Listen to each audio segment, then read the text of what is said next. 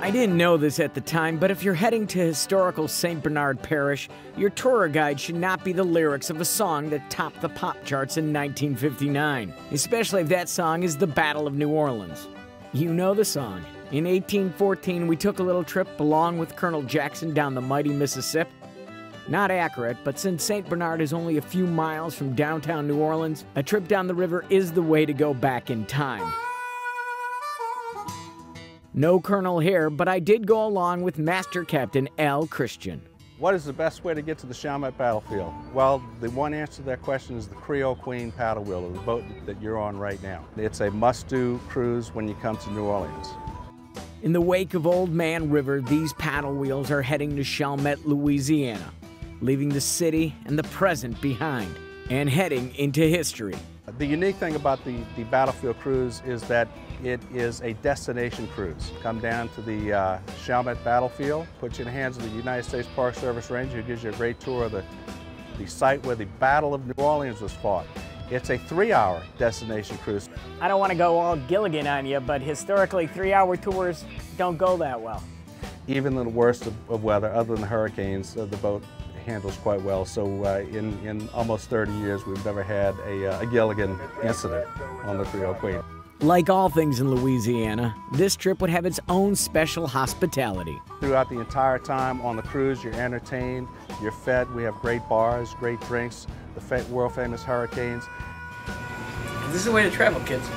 Seriously. For over 20 years, the Master Captain has piloted the Creole Queen, but the trip still amazes. The great thing about being a captain on the Mississippi River on this boat is that I'm on one of the finest river boats in the world, on one of the mightiest of rivers in the world, the Mississippi River. In this profession, it doesn't get too much better than that. Plus, the Master Captain has control of the ship's whistle. Once you pull it, don't just let it go. You need to hold it for 5 seconds. Then you're going to hold it for 1, 2, like that, okay? Okay.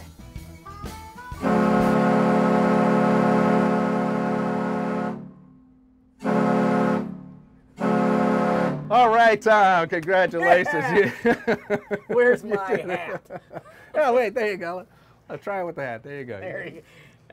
You want to do it again? As Mark Twain said of life on the Mississippi, you think it's going to be just another cruise until they blow the whistle. I knew Mark Twain was right as soon as I arrived at the Chalmette Battlefield. Now part of the Jean Lafitte National Historic Park and Preserve, this clearing along the river was the site of one of the most famous, yet misunderstood battles ever fought on American soil. The Battle of New Orleans was fought on January 8, 1815, the last major event in the War of 1812. In the shadow of the Victory Monument, a historic encore is orchestrated every year in January. The fact that this is a living history demonstration drifts away with the smell of gunpowder and smoky campfires. In period dress of both the victor and the vanquished, reenactors breathe life into a story that many of us, including myself, don't know completely. It was not as simple as a song. That infamous Johnny Horton song, which was a big hit in 1959, 1960. In 1814, we took a little trip along with Colonel Jackson down the mighty Mississip. Well, they didn't come down the Mississippi. Andrew Jackson went over to Mobile, beat the British there, beat them at Pensacola, and then came by land over here.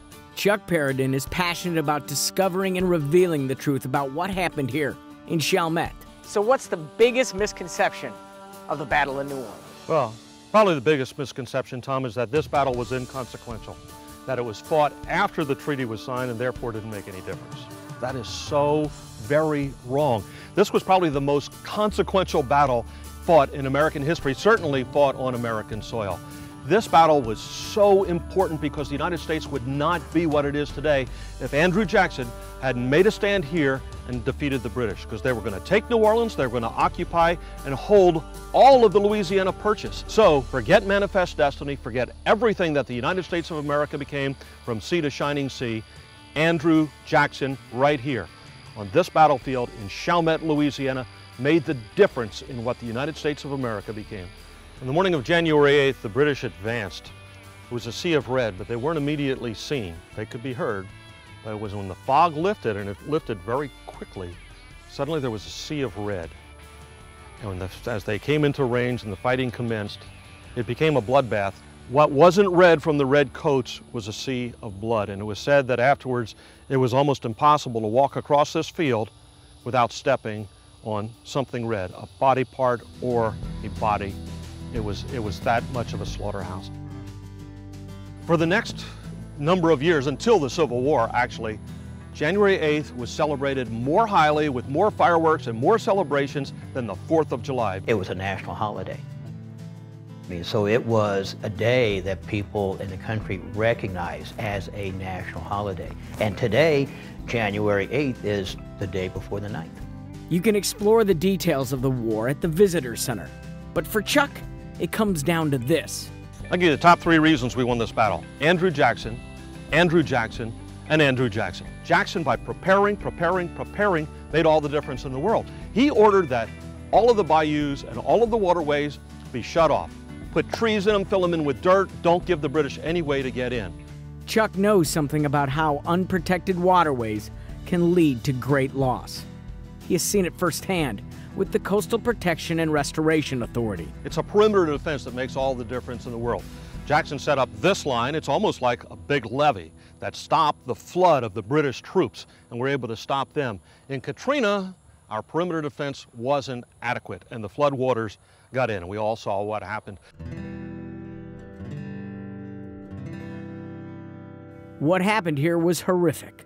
St. Bernard was the only parish completely flooded from Katrina and the post-storm levee failures. Out of about 27,000 homes, less than a half dozen were left habitable. In memory of the 163 people who perished here in St. Bernard, a monument now stands at Shell Beach. There is also a new line of defense that stands guard against the Gulf's wrath. It is the largest civil works project in the history of the U.S. Army Corps of Engineers. So what we have done is we've built a bigger, stronger, better perimeter. And if you go right now, there's a huge surge barrier, the longest continuous surge barrier in the world across Lake Bourne and across Bayou Bienvenue. This is Bayou Bienvenue. This is where they came in. This is where the surge barrier is, right here. And we have that hurricane protection system, the big walls and the huge levees that now contain the entire system. That surge barrier is awesome. The whole hurricane protection system around New Orleans is now pretty awesome. New battle lines are drawn, and 2 of the most significant events in the country's history come together along the Louisiana coast. And St. Bernard remembers it all and remains standing.